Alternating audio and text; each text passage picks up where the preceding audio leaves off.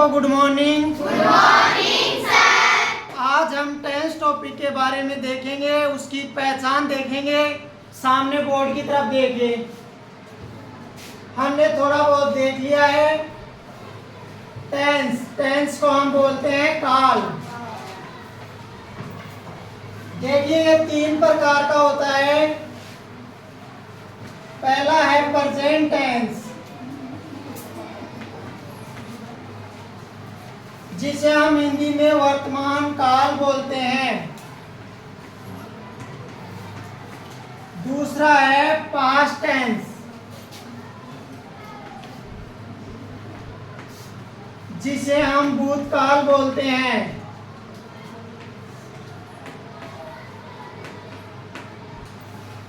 तीसरा है future tense,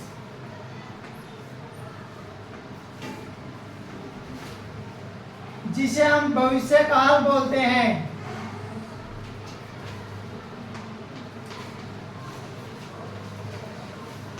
अब देखो हम पहचान देख रहे हैं कि पहचान सबसे पहले टेंस की पहचान करनी आनी चाहिए, उससे आगे का समझ में आएगा। क्या वर्ब लगेगी, क्या मैन वर्ब लगेगी, क्या हेल्पिंग वर्ब लगेगी, उसके बारे में देखो भाई। प्रेजेंट टेंस में मतलब हिंदी वाक्य के अंत में है आ जाए, हिंदी वाक्य के लास्ट में है आए तो होता है प्रेजेंट टेंस। और हिंदी वाक्य के अंत में हा आए और आ ई ए ये शब्द आए तो समझो पास्ट टेंस है। फ्यूचर टेंस का मतलब है हिंदी वाक्य के अंत में गा गे गी ये शब्द आए तो समझ जाना चाहिए भाई फ्यूचर टेंस है। अब देखो प्रेजेंट टेंस के 4 प्रकार होते हैं, पास्ट टेंस के 4 प्रकार होते हैं और फ्यूचर टेंस के भी 4 होते हैं। हम सिर्फ उन चारों के बारे में देखेंगे, फिर उनके टेंस का नाम लगाएंगे, उससे समझ में आएगा। देखो पहला है सिंपल, दूसरा है कंटिन्यूअस,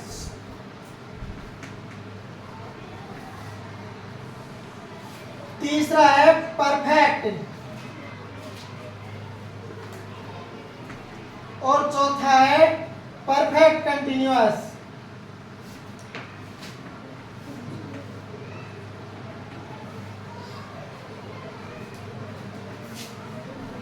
अब देखो सिंपल का मतलब है हिंदी वाक्य के अंत में ता है, ता ती ते कुछ भी आए तो समझो सिंपल है।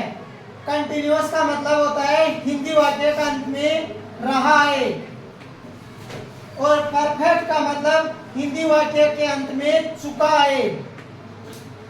और परफेक्ट कंटिन्यूअस होता है समय के साथ रहा आए, समय के साथ रहा आए तो वो होगा परफेक्ट कंटिन्यूअस। अब देखो मैं वाक्य बोल रहा हूं, मैं अंग्रेजी पढ़ा रहा हूं।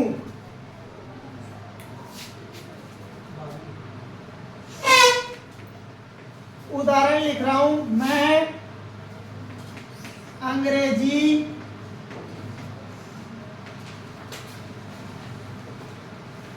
पढ़ा रहा हूं। अब देखो भाई टेंस की पहचान आ गई, आगे दिक्कत नहीं होगी। सबसे पहले ये हिंदी वाक्य है, मैंने कहा इसके अंत में देखो लास्ट में आया हूं। पहले इन 3 में से देखना है, इसका मतलब है और इसका मतलब था, फ्यूचर का मतलब था। तो है तो ये इसका इससे ही संबंधित है, तो ये हो गया प्रेजेंट टेंस।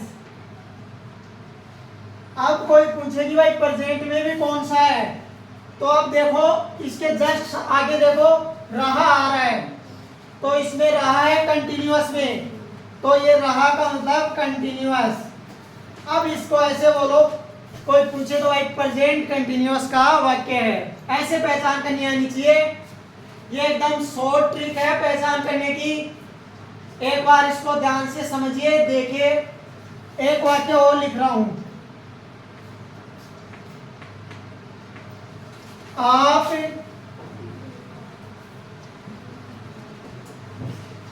क्रिया पढ़ चुके थे।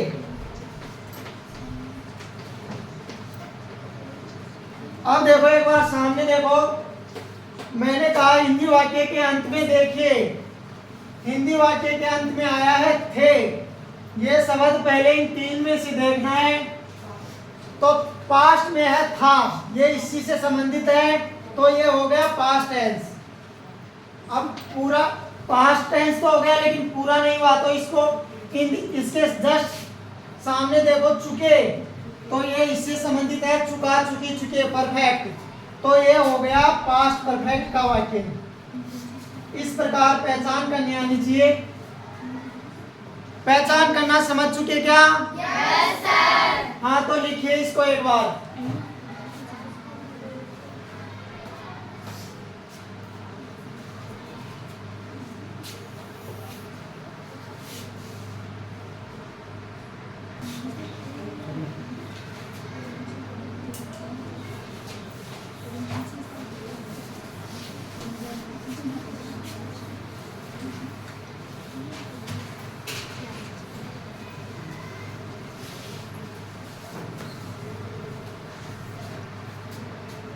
हमने टेंस की पहचान देख ली है। अब आगे वर्ब के बारे में समझते हैं। वर्ब मतलब हेल्पिंग वर्ब और मेन वर्ब दोनों को देखेंगे। देखिए प्रेजेंट टेंस की मेन वर्ब है, टेंस के हिसाब से नहीं, एक बार वैसे ही देखते हैं। पहली वर्ब है डू, डज और डिड। देखो ये तीनों वर्ब डी से संबंधित है।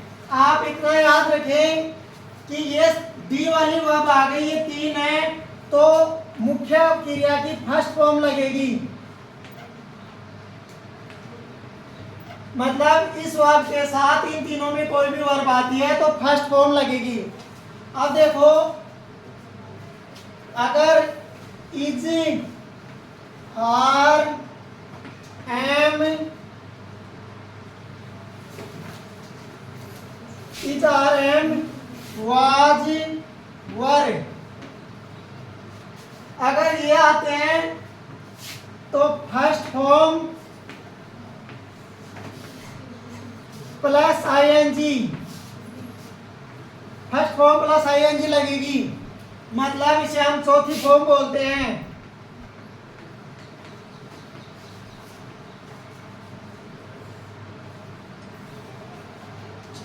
आगे देखो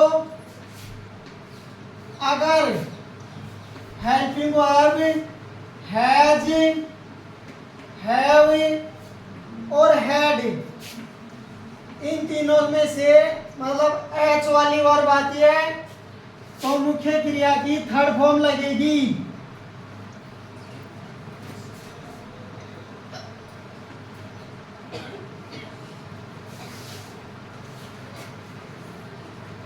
आगे देखो अगर सेल और विल आता है,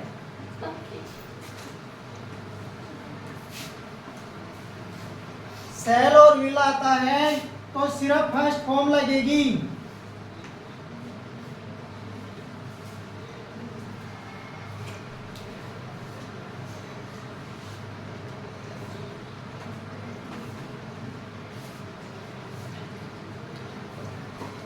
डू और डज तो है प्रेजेंट सिंपल की, डिड है पास्ट सिंपल की, इज, आर, एम है प्रेजेंट कंटिन्यूअस की, और वाज, वर है प्रेजेंट पास्ट कंटिन्यूअस की, हैज है प्रेजेंट परफेक्ट की, और हैड है पास्ट परफेक्ट की, शैल, विल है फ्यूचर सिंपल की। अब देखो मैंने हेल्पिंग वर्ब 13 बताई थी, do, does, did 3, is, are, am 6, was, वर 8 और शैल, विल 10, हैज, हैव, हैड 13 हो गई ना। अब देखो सभी टेंस में यही काम करेंगी। अब देखो किसी के सामने, किसी के आगे, जैसे हैज के आगे हैज बीन लग गया तो वो टेंस बन जाएगा present perfect continuous. Had been बन जाएगा ऐसे हैड बीन, तो आगे शब्द जुड़ेगा और लगेगी सिर्फ ये 13 ही चलती है, ये लगेगी। सेल विल तो फ्यूचर सिंबल में लगता है और फ्यूचर कंटिन्यूअस में जैसे सेल बी विल भी लग जाएगा, ऐसे मतलब चलेंगी। यही आगे शब्द जुड़ के लगते हैं, वो आगे समझा दूंगा। ये लिखो एक बार, सिर्फ हमें इतने याद रखना है कि डू डज और डिड, डी वाली आ गई तो सिर्फ फर्स्ट फॉर्म लगेगी। Is are am was were ये आ गई तो चौथी फॉर्म लगेगी। हैज हैव हैड अगर एच वाली साइकिल आ गई तो थर्ड फॉर्म लगेगी। सेल विल आया तो फर्स्ट फॉर्म लगेगी।